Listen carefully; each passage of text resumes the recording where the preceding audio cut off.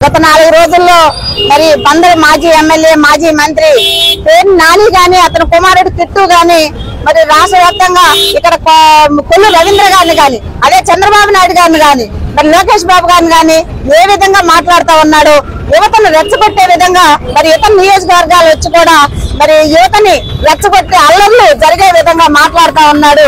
దానికి నిరసనగా ఈ రోజు రామానాయుడు బందర్లో మరి జిల్లా మహిళలందరం కూడా కలిసి ఈ రోజున మరి చీపుర్లతో తండ్రి కొడుకులు ఇద్దరికి పేరుని నానికి పేరుని కిట్లకి కూడా వాక్ శుద్ధి లేకపోతే దేహ శుద్ధి జరుగుద్దని చెప్పి మేము నిరసన వ్యక్తం చేశాం. ఇక్కడ చీపుర్లు పట్టుకుని ఏదైతే నోరు అదుపులో పెట్టుకోకపోతే ఇష్టం వచ్చినట్లు మాట్లాడితే గనక మహిళలతో దేహశుద్ధి తప్పదని హెచ్చరిస్తా ఉన్నాం. ఎందుకంటే ఒక ప్రజాప్రతినిధివి నీ తండ్రి ఒక మంత్రి పేరు నాని, తండ్రి ఒక మంత్రి పేరు నాని మంత్రి, మరి ఇవాళ మరి తను గెలవడనే ఉద్దేశం మీద కొడుకు ఓడిపోతాడని కొడుకు నుంచో పెట్టి నువ్వు రాజకీయాల్లో రాజకీయ భవిష్యత్తు ఇవ్వదలుచుకున్నప్పుడు చాలా సంస్కృతితో నువ్వు ఉండాలి తప్ప మరి నీ మాటలు పద్ధతి లేకుండా మాట్లాడుతా ఉన్నావు. నిన్న కొల్లు రవీంద్ర గారిని కూడా విమర్శిస్తా ఉన్నావు. కొల్లు రవీంద్ర గారు గాని లేదా లోకేష్ బాబు గారు గాని బాబు గారు గాని ఎవరినైనా యారా ఒరే పోరే అని మాట్లాడారా? నీ భాష ఏంటయ్యా నాని? ఏం మాట్లాడుతున్నావు నువ్వు? ఏ సమాజానికి మీరు ఏం చేద్దామని అంటే తెలుగుదేశం ప్రభుత్వం కూటమి ప్రభుత్వం పథకాలన్నీ కూడా ప్రజల్లోకి తీసుకెళ్తా ఉంది, ప్రజల సంక్షేమాన్ని కోరుతా ఉంది. మరి దాన్ని తప్పుదో పట్టిద్దామని నీ ఉద్దేశమా? లేకపోతే అల్లర్లు సృష్టించి నువ్వు సానుభూతిని పొంది నిన్నేమైనా అరెస్ట్ చేస్తే నువ్వు సానుభూతిని పొంది మరి రాష్ట్ర వ్యాప్తంగా హైలైట్ అవుదామని నీ ఉద్దేశమా? నువ్వు దేనికి ఇలాంటి వ్యాఖ్యలు చేస్తున్నావు?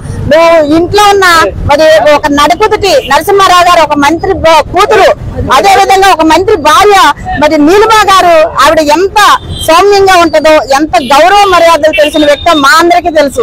నిజంగా ఇవాళ మరి పొరుగు నియోజకవర్గాల నుంచి వచ్చిన ప్రతి మహిళను కూడా ఆవిడ ఆదరించి ఎంత మర్యాదగా మాట్లాడిస్తుందో. ఆవిడ కొల్లు ఫౌండేషన్ పెట్టి ఎంతో మందికి కూడా ఇవాళ మరి జావలాంటివి కానీ భోజనాలు కానీ మరి అనేక రకాలైన ఇల్లు కాలిపోయినా కానీ లేకపోతే వికలాంగులకు పెన్షన్లే కానీ ఇట్లాంటివన్నీ కూడా ఎన్నో సేవా కార్యక్రమాలు ఆవిడ అమలు పరుస్తా ఉంటే ఆవిడ రాజకీయం చేయట్లేదా అంటుంది. ఆవిడ ఏం రాజకీయాలు చేసిందని నువ్వు నిరూపిస్తావు అంటే నీకు ఎక్కడి నుంచి ఎక్కడికి మాట్లాడుతున్నావు? నువ్వు నీ భార్యని నీ భార్య మీద అక్రమ రేషన్ బియ్యం వ్యాపారం చేస్తూ నీ భార్య మీద పెట్టి నీ భార్యను బయటికి తీసుకొచ్చావు.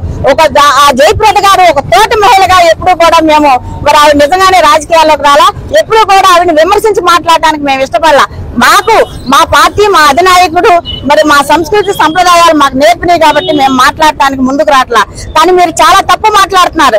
ఇవాళ మీరు రవీంద్ర గారి మీద మినిస్టర్ అయ్యారు, ఇవాళ మసూల బీచ్ ఫెస్టివల్ పెట్టారు, లేకపోతే బందర్లో పోర్టు తీసుకొస్తున్నారు, లేకపోతే బందర్ ని డెవలప్ చేస్తున్నారు. ఆయన రాష్ట్ర మంత్రిగా ఎవరు ఫోన్ చేసినా ఎనీ టైంలో స్పందిస్తున్నారు అనే అక్కసుతో నువ్వు ఇవాళ ఇక్కడ అల్లరి చేయాలి, నువ్వు గుర్తింపు పొందాలని ఇవాళ ఇట్లాంటి పిచ్చి పిచ్చి అవాకులు చవాకులు పేరుతున్నావు. మళ్ళీ మిమ్మల్ని హెచ్చరిస్తా ఉన్నావు, మీరు ఎటువంటి ఒళ్ళు దగ్గర పెట్టుకుని ఉండకపోతే, ఎటువంటి అవాకులు చవాకులు కనుక పేరితే మహిళలు మీకు దేహశుద్ధి చేయక తప్పదు.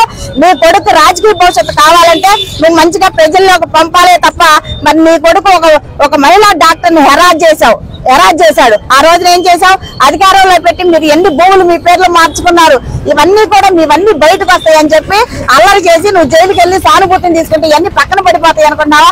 చేసిన పాపం ఎప్పుడు పోదు, తాగినోడు కడతాడు తాళ పనులాగా నీ బతుకంతా కూడా బయటకు వస్తుందని భయంతోనే నువ్వు ఇవన్నీ చేస్తున్నావని కూడా మేము చెప్పి ఒళ్ళు దగ్గర పెట్టుకుని జాగ్రత్తగా ఉండాలని.